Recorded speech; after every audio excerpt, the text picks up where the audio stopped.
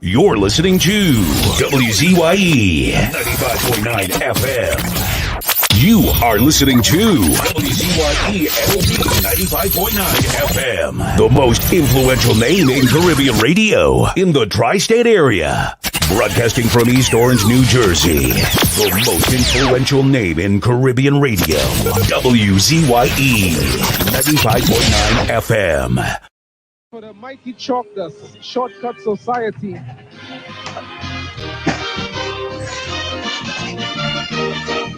When I was a little fellow, and my mother sent me to the shop for me to hurry home quickly, you know.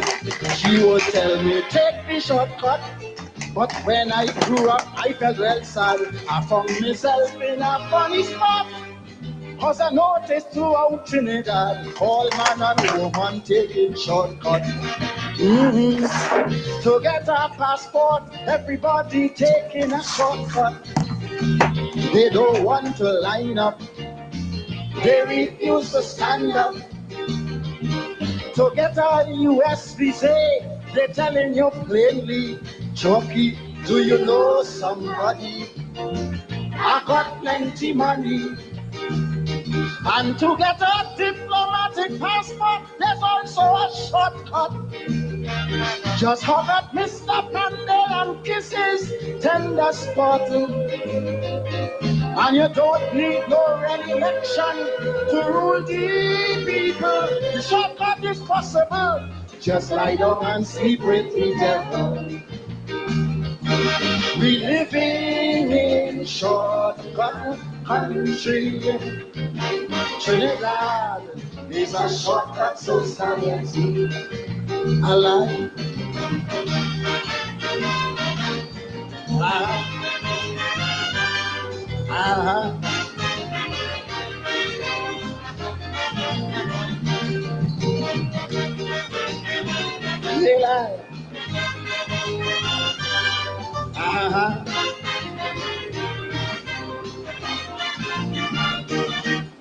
When I was a little fellow, taking shortcut was the golden rule. We had a special shortcut to follow to take us quickly from home to school. To get a job later on was sorrow. If daddy didn't know Mr. Ned, how would I be a vagrant all now? So it wasn't for shortcut, boy, I dead. Women used to dolls up the hair to go out on a jig. Now we shortcut hairdressing, they just dash on a wig. Children are learning tables again, like those of yesteryear. We have a shortcut teacher, he made calculator. And the shortest way to be a UNC senator. Forget from there and stay in Little Jack Corner's corner. And if you can't get too great to give you 2.5 million election dollars, the shortcut fellas is to burn down police headquarters. We living in shortcut country, you see. Trinidad is a shortcut society. Yeah, yeah.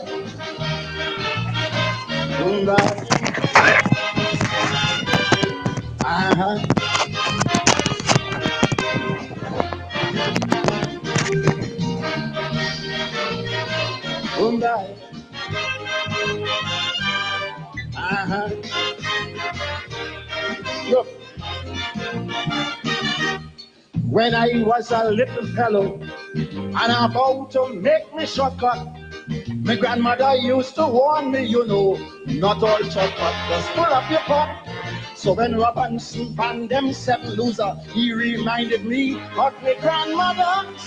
Cause Robbie told those 7 losers plainly, there's no shortcut to democracy.